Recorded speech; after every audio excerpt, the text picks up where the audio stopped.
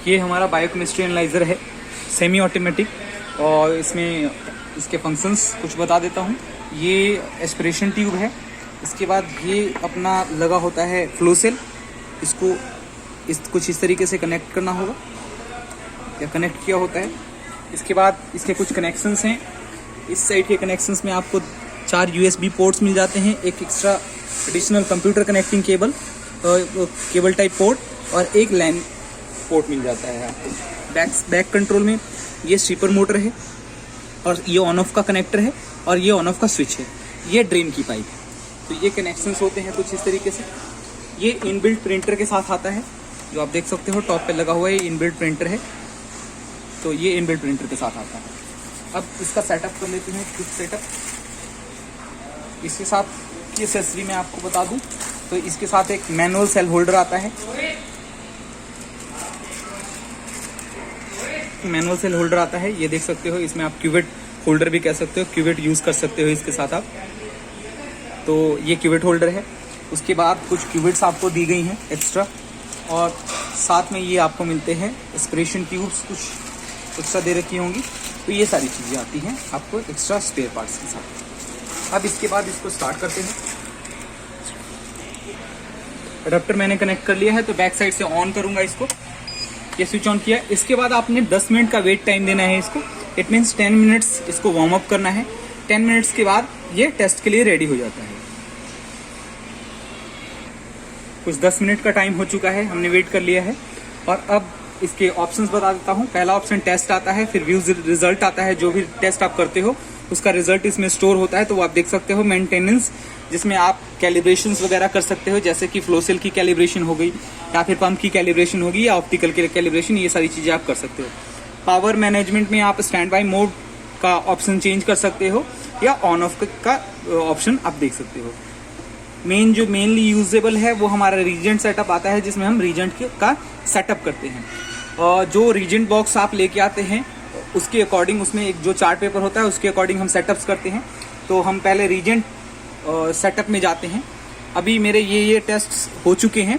तो अगर आपने कोई टेस्ट ऐड करना है तो आप ऐड का बटन यहाँ से प्रेस करेंगे। इसके बाद ये पूरा विंडो एक्सेस हो जाता है आपके लिए। तो आप टेस्ट पे एक बार क्लिक करेंगे और यहाँ पे टेस्ट का शॉर्ट नेम आपने डालना है।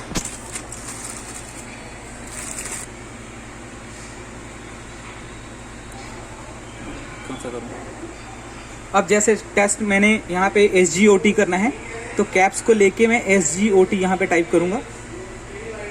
टाइप करता हूँ, क्विट करता हूँ वापस आने के लिए। उसके बाद मेथड सेलेक्ट करता हूँ कि कौन से किस मेथड से आपने टेस्ट करना है, like kinetics, and point, fix time, 2 point, turbidity और एब्जॉर्बेंस। ये मेथड आप सेलेक्ट कर सकते हो। तो मैंने काइनेटिक्स सेलेक्ट किया, क्योंकि SGOT और SGPT हम काइनेटिक्स से करते हैं। वेवलेंथ सेलेक्ट करेंगे, तो वेवलेंथ सेम रहता है 340। उसके बाद इंक्यूबेशन पीरियड जो अकॉर्डिंग टू आपके स्टैंडर्ड चार्ट रहता है वो सेट करेंगे। बेसिक इंक्यूबेशन पीरियड जो होता है वो अराउंड 30 सेकेंड का होता है, तो मैं 30 सेकेंड यहाँ पे पुट कर देता हूँ अकॉर्डिंग टू चार्ट। उसके बाद ये 60 सेकेंड होता है, तो मैं इसको 60 सेकेंड कर देता हूँ। उसके बाद जो एस्पिरेशन वॉल्यूम रखते हैं वो करीब करीब टेस्टों का सेम रखते हैं, अराउंड 450 माइक्रोलीटर रखते हैं। तो हम यहाँ से 450 सेट कर लेंगे। 450 सेट कर लेंगे, क्विट करते हैं। फुल नेम यहाँ पे लिख सकते हो आप, जैसे अगर कोलेस्ट्रॉल है तो स्टार्टिंग नेम CHOL लिखा, उसके बाद कोलेस्ट्रॉल पूरा कर सकते हैं। तो इसके बाद हम इसको SGOT है तो SGOT ही लिख सकते हैं, या फिर अगर पूरा नाम लिखना चाहें तो वो भी लिख सकते हैं। क्विट करते हैं। यूनिट क्या होगी, टेस्ट का यूनिट क्या होगा वो आप सेलेक्ट कर सकते हो। तो यहाँ से अगर यूनिट जो आपको लगता है वो आप सेलेक्ट कर सकते हो। MGDL सेलेक्ट किया मैंने। डेसिमल पॉइंट्स आप सेलेक्ट कर सकते हो। रेफरेंस की रेंज, जैसे SGOT की रेंज, रेफरेंस रेंज जो होती है वो 10 से सपोज 50 की है, तो मैं यहाँ 50 कर देता हूँ।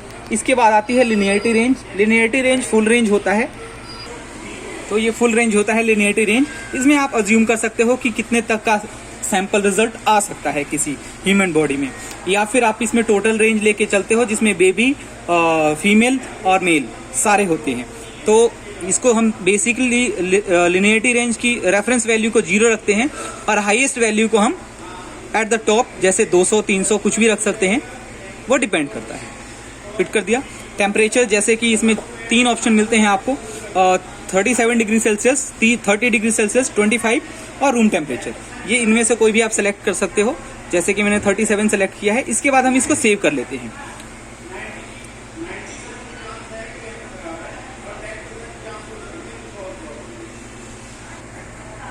ये मैंने कर लिया है, अब इसको सेव करता हूं। इसके बाद हमें कुछ फॉर्मेट डालने पड़ते हैं, जैसे कि हम कैलिब्रेशन स्टैंडर्ड के फॉर्मेट डालेंगे, जिसमें हम फैक्टर डाल सकते हैं या स्टैंडर्ड्स डाल सकते हैं। उसके लिए मुझे कैलिब्रेशन वाले ऑप्शन पे क्लिक करना पड़ता है।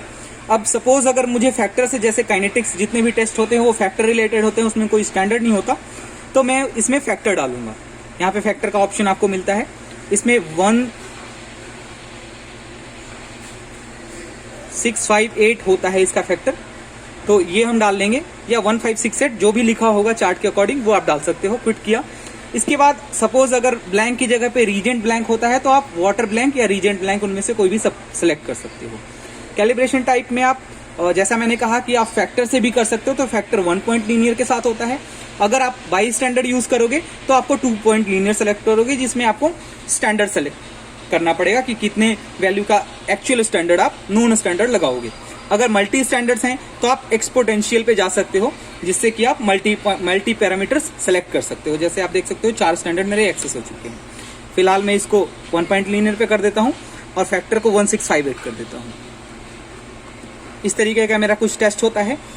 ये करने के बाद मैं इसको सेव कर लेता हूं, तो मेरा आप देख सकते हो SGPT का टेस्ट सेव हो चुका है, SGOT का भी मेरा सेव है ऑलरेडी। ये सारी चीज आप देख सकते हो। इसके बाद मैं रिटर्न करता हूं। टेस्ट करने के लिए मुझे टेस्ट पे जाना होगा, तो टेस्ट सेलेक्ट किया। उसके बाद सेलेक्ट करेंगे कौन सा टेस्ट आप परफॉर्म करना चाहते हो। तो सपोज मैं SGPT करना चाहता हूं, तो मैंने SGPT यहां से सिलेक्ट किया। ये मेरे पास ग्राफ आया। इसके बाद हम यहाँ पे अपना ब्लैंक रखते हैं, ब्लैंक जो कि वो मैसेज एक्सेस करता है। सपोज मेरे पास अगर वाटर ब्लैंक इसने का है, तो मैं यहाँ पे डिस्टिल वाटर लगाऊंगा। डिस्टिल वाटर आपका प्यूरिफाइड होना चाहिए, डबल डिस्टिल वाटर होना चाहिए या ट्रिपल डिस्टिल वाटर होना चाहिए, ये याद रखना है आपको। डिस्टिल वाटर लगाने के बाद मैं जैसे ही, ये एंटर का बटन है, ये साथ में आपको दिख रहा होगा, ये एंटर बटन है, एक तरीके का स्टार्टिंग स्विच है। तो आप इसको प्रेस करते ही ये ग्राफ स्टार्ट करेगा। ये मैंने डिस्टिल वाटर ले रखा है, तो मैं ये इस तरीके से कुछ इसको यहाँ पे प्लेस करूंगा और इसके बाद मैं एंटर प्रेस करूंगा। अब आप देख सकते हो पंप एस्पिरेटिंग का ऑप्शन आता है आपको, और ये कुछ इस तरीके से चल पड़ता है। टेस्टिंग इन प्रोसेस, और ये आपका कर्व क्रिएट होता है। अगर आपका डिस्टिल वाटर सही नहीं होगा तो ये खुद ही यहाँ पे डिफाइन करेगा कि जो AD वैल्यू आ रही है वो सही नहीं आ रही है, आप अपना डिस्टिल वाटर चेंज करो। अगर डिस्टिल वाटर सब कुछ सही होता है तो ये नेक्स्ट ऑप्शन के लिए फर्दर, जैसे कि यहाँ पे मैसेज आ रहा है the analyser is going to sample mode, तो आप कंटिन्यू कर सकते हो। अगर आपको लगता है कि गलत है तो आप इसको नो कर सकते हो।